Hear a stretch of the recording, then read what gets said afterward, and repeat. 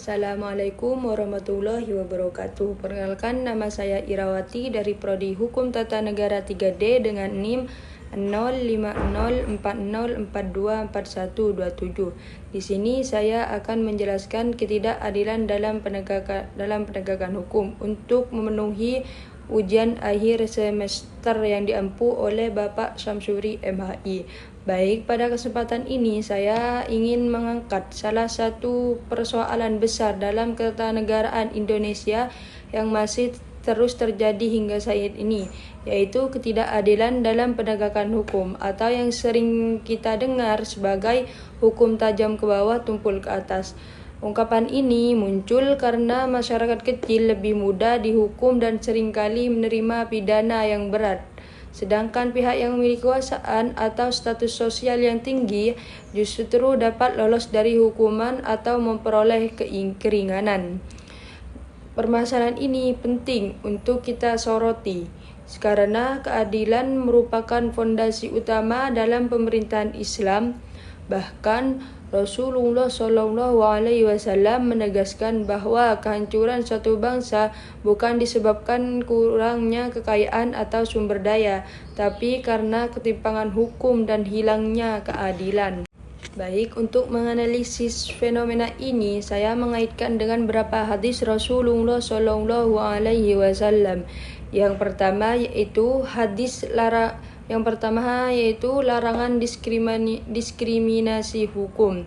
Nabi SAW qala innama ahlakal ladzina min qablikum annahum kanu idza saraka fihi musyarifu tarku wa idza saraka fihi muddaifu aqamu alaihi had. Artinya yaitu bangsa-bangsa terdahulu hancur karena hukum diberlakukan secara pilih kasih. Orang yang terpandang itu terbebas, sementara orang rakyat biasa itu dihukum. Hadis ini dikeluarkan oleh Imam Bukhari dan Imam Muslim. Nah, analisis dari hadis di atas, yaitu hadis ini selaras dengan fenomena di negara kita, yaitu koruptor merugikan negara, hukumnya ringan, sedangkan orang yang kecil mencuri untuk bertahan hidup itu diberi hukumannya berat.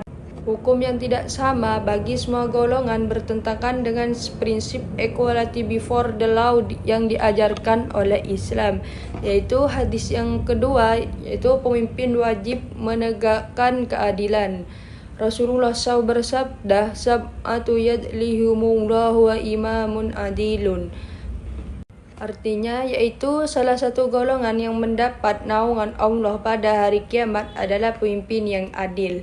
Nah, analisis hadis di atas, seseorang pemimpin harus menjaga penegakan hukum, memberikan keperlakuan setara bagi seluruh warga, tidak tunduk pada kepentingan elit atau tekanan politik.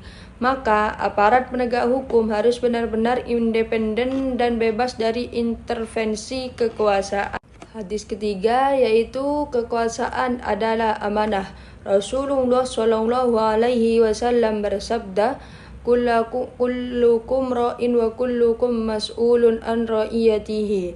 Artinya yaitu setiap manusia yang memegang kekuasaan akan dimintai pertanggungjawaban atas amanahnya. Hadis ini dikeluarkan oleh Imam Bukhari dan Imam Muslim. Analisis tentang hadis di atas yaitu keadilan bukan pilihan tapi kewajiban. Maka aparat negara harus menjauhi praktik korupsi, kolusi, dan nepotisme atau KKN. Pemerintahan wajib memastikan hukum tidak menjadi alat kepentingan kelompok atau tertentu. Kebijakan berlandaskan hadis yaitu untuk menegakkan keadilan sesuai nilai hadis Nabi SAW. Perlu ada peningkatan transparansi dalam proses hukum, perlindungan terhadap independensi aparat penegak hukum, hukum tegas bagi koruptor dan elit pelanggar hukum, keterlibatan publik dalam pengawasan hukum, penguatan moral dan etika dalam lembaga hukum. Selanjutnya yaitu kesimpulan, ketidakadilan hukum adalah penyebab kejatuhan suatu bangsa. Rasulullah SAW menekankan kesetaraan hukum sebagai prinsip dasar pemerintahan Islam. Pemimpin yang adil memperoleh kedudukan mulai di sisi Allah.